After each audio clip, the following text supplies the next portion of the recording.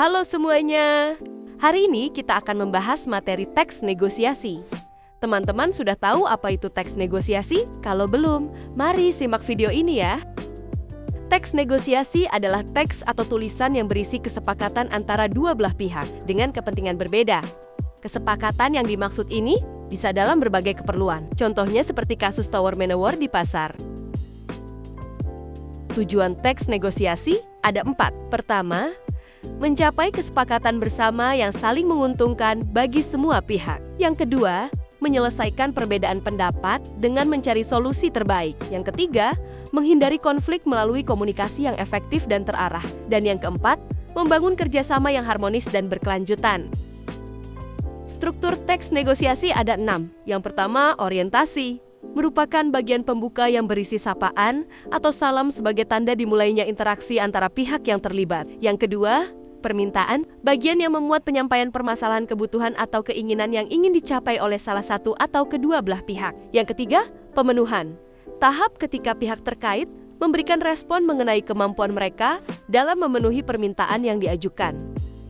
Keempat, penawaran merupakan inti negosiasi, di mana terjadi proses tawar-menawar untuk menemukan titik kesepakatan. Kelima, persetujuan.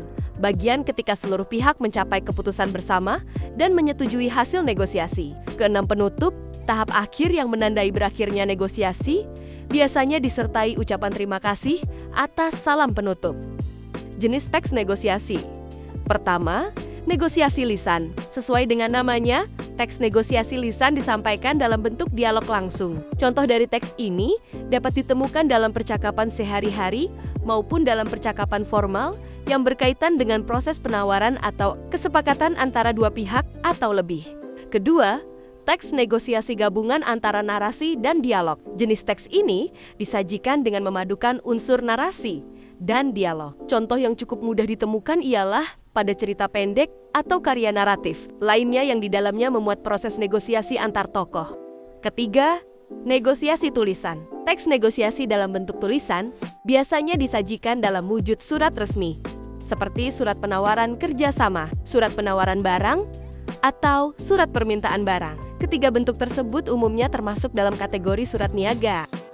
Kaidah kebahasaan teks negosiasi. Pertama, kalimat persuasif. Kalimat persuasif adalah kalimat yang sifatnya mengajak membujuk atau meyakinkan orang lain agar bersedia mengikuti apa yang dikatakan pembicara. Kalimat persuasif juga bisa diartikan sebagai kalimat yang memiliki unsur ajakan secara halus agar orang lain tergerak untuk mengikuti apa yang pembicara katakan. Kedua, pasangan tuturan. Pasangan tuturan merupakan tindakan saling memberi pesan dan respon antara kedua belah pihak dalam kegiatan negosiasi. Fungsi pasangan tuturan tentu saja agar pengajuan dan penawaran tersebut dapat mencapai kesepakatan. Ketiga, kata yang menunjukkan kesantunan. Kesantunan dapat dipahami sebagai penggunaan bahasa yang halus, sopan, dan menghormati lawan bicara dalam proses negosiasi.